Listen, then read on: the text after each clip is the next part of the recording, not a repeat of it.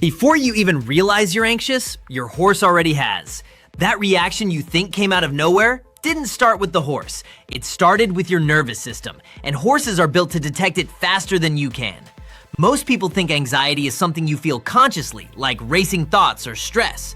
But by the time you notice it, your body has already been signaling it for seconds, sometimes minutes.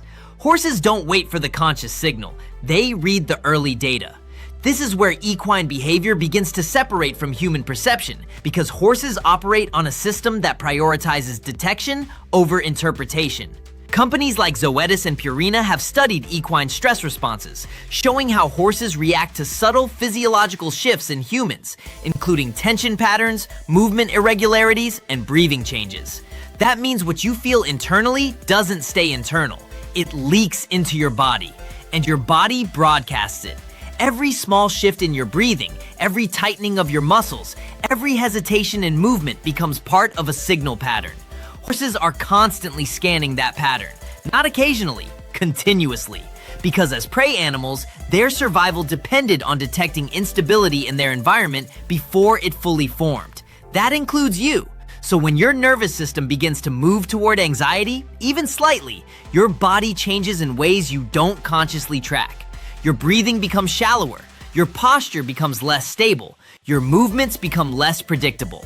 And those changes don't need to be obvious. They only need to be different, because difference is what horses are designed to detect. This creates a timing gap between when your body shifts and when your mind catches up, and horses live inside that gap.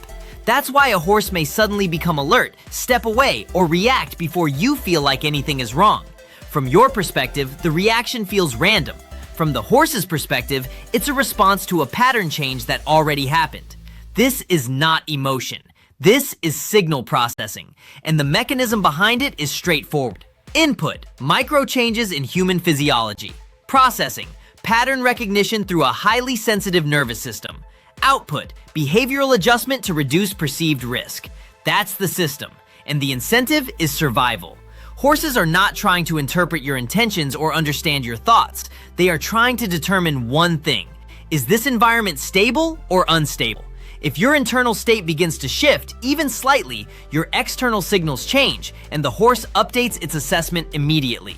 This creates a feedback loop. You begin to feel uneasy. Your body reflects it. The horse reacts, and that reaction reinforces your unease, which then amplifies the signal. This is why anxiety around horses can escalate quickly, not because the horse is causing it, but because the system is feeding itself.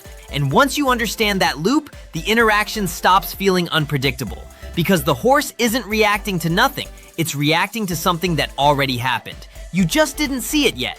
This is where most people get stuck. They try to control the horse's behavior, but the horse is responding to their internal state, so the control effort doesn't resolve the signal. It often increases it, because now there's tension layered on top of uncertainty, and the pattern becomes even less stable.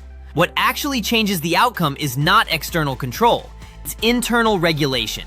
When breathing stabilizes, posture aligns, and movement becomes consistent, the signal changes. And when the signal changes, the horse updates its response. Not because it was trained differently, but because the data it's receiving is different.